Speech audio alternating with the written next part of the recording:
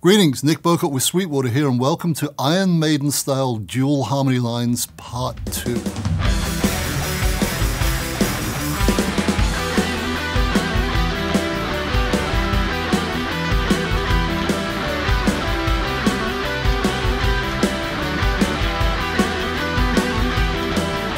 part 1, we looked at how relatively simple it was to create a harmony line to a melody line using something called diatonic thirds. Let's have a quick recap. Diatonic just means within the scale, and third just means 2 scale steps up from the note you want to harmonize. We did it in A natural minor or A Aeolian in the first lesson, which just goes A, B, C, D, E, F, G, then back to A from low to high. So if I want to harmonize A, I go up 2 steps, which would be A, B, C. So C is the diatonic third harmony to A. Then likewise, D is the diatonic harmony to B if I'm using thirds, and so on and so forth. And to illustrate that further, let's take a look at what I just massacred. Iron Maiden's classic The Trooper intro.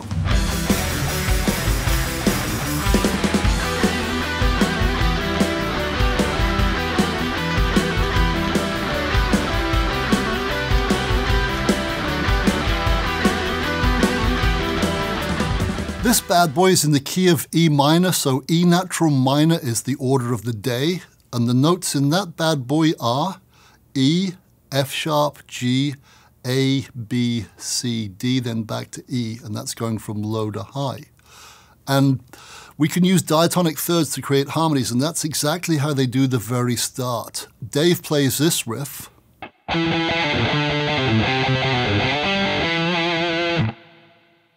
And Adrian creates the harmony to that by playing the exact same thing 2 scale steps up within E natural minor. And it starts on E, so 2 scale steps up is E, F sharp, G. So he starts on a G and then does it in logical fashion from there on in. So here is his harmony line to what Dave just played, and I played badly, very slowly.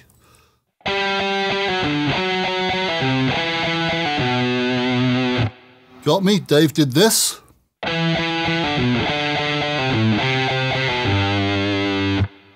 Adrian goes up a diatonic third within E natural minor and comes up with this.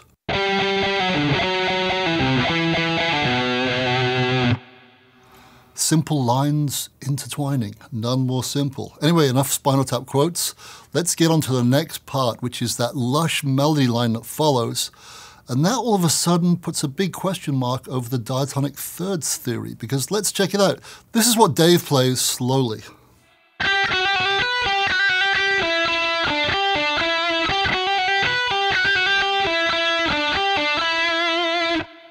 And Adrian harmonizes it, but he doesn't go higher, he goes lower. And what Dave plays is the main melody line. So how come Adrian's going lower to do the harmony? This is what Adrian plays, by the way.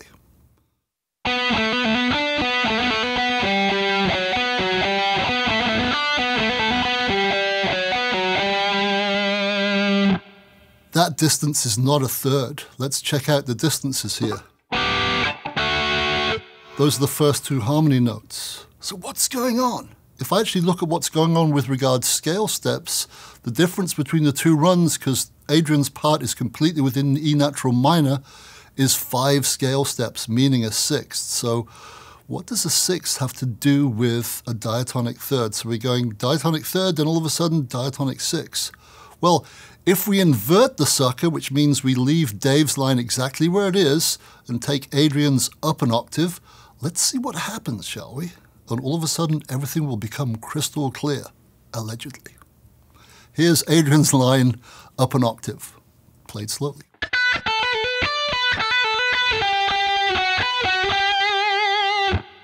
That sounds like a third higher than Dave's.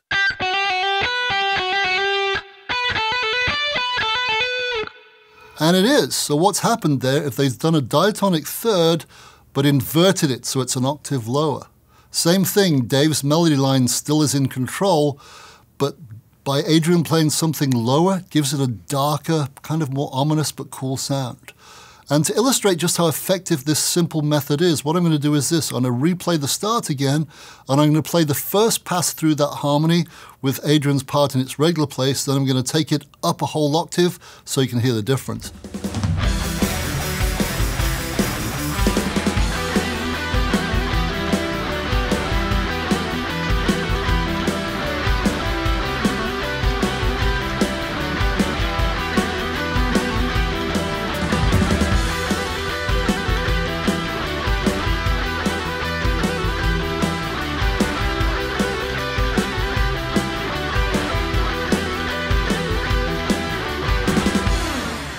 Could you hear what I'm talking about? They're kind of the same, but kind of different. Dave's melody line still is dominant, but the lower harmony has a slightly darker, more ominous sound. The other one's cool but sweet, so try both when you're experimenting. Food for thought, food for harmonic thought.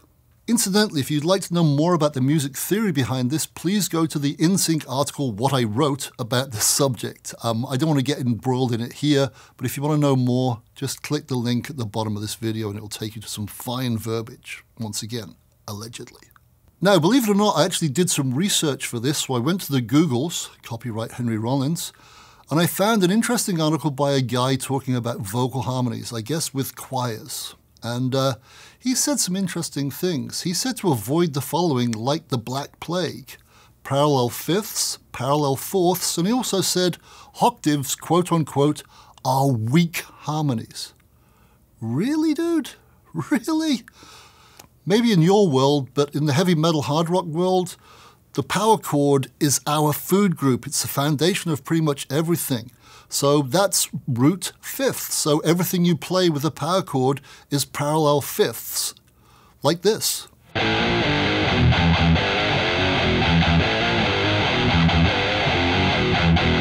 And there you have it. If it's good enough for Dimebag, it's certainly good enough for me. So I don't say avoid parallel fifths. I encourage their use. In fact, I encourage their abuse, so go for it. And as for not using parallel fourths, once again, I say phooey, sir, phooey. Because guess what? As you probably know, when you invert a power chord by making the fifth lower than the root, that becomes a parallel fourth. And you can't tell me that this all-time classic metal riff made totally up from parallel fourths is a no-no. This is the one I'm talking about, and you know it well.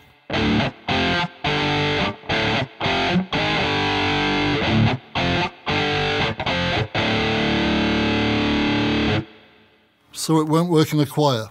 Who cares? Not me. To illustrate just how cool parallel fifths and parallel fourths and octaves are, let's check out a classic Kiss riff, the intro to Detroit Rock City. And for that, I'm going to have to change guitars, because being faithful to Kiss, I need to go down to E flat. So let's, by digital magic, swap this guitar out. How this riff starts is simply this. The first guitar and the bass just go between C sharp and B, thus.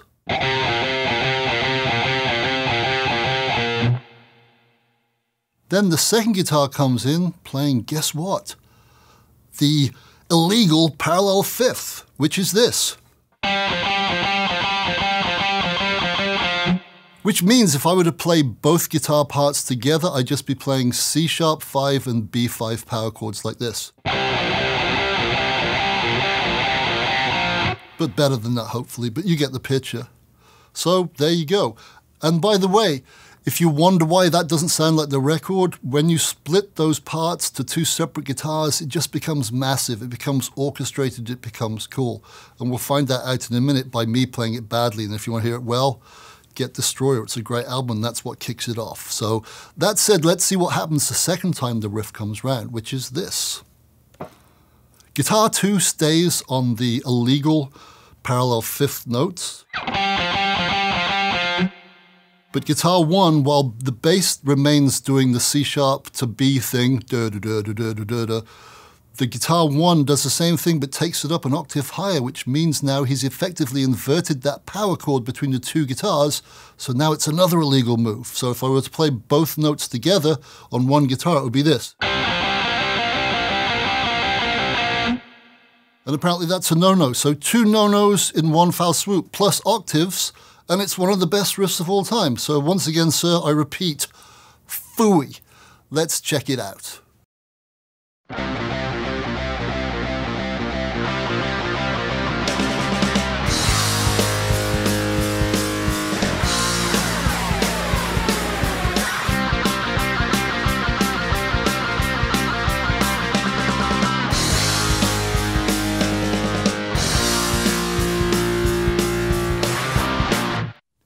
And there you have it. Simply put, what's illegal for choirs is obviously not illegal in heavy metal. And it's apt that I finished with this guitar because it's got a VIP Kiss sticker from the 96-97 tour, the first of many farewell tours. That said, let's switch guitars and get some parallel fourths in really, really demonic fashion. Thanks to Digital Magic, guitar change has been done, and as promised, we're going to finish with some parallel fourths and some octaves used by those masters of the macabre, Slayer.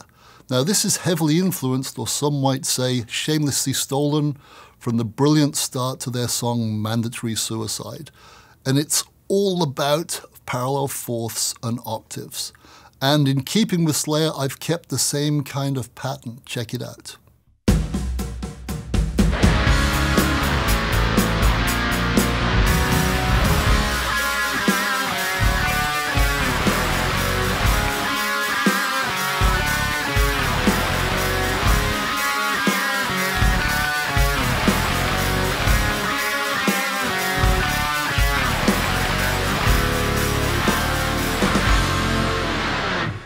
The harmony is 3 parallel fourths, then 2 octaves. And if I were to play them together on one guitar, it would sound like this.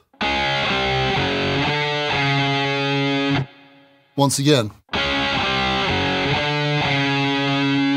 And in respect to Slayer's wonderful MO on Mandatory Suicide, what I've done is this.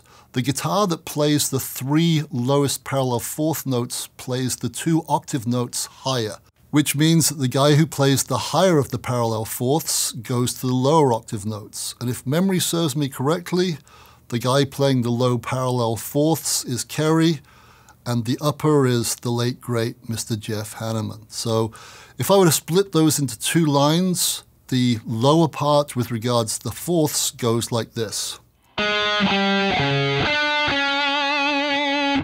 And that would be Kerry's line, but he, of course, would play it much, much better. And this would be Mr. Hanneman's line. Once again, the higher of the parallel fourths and the lower of the octave.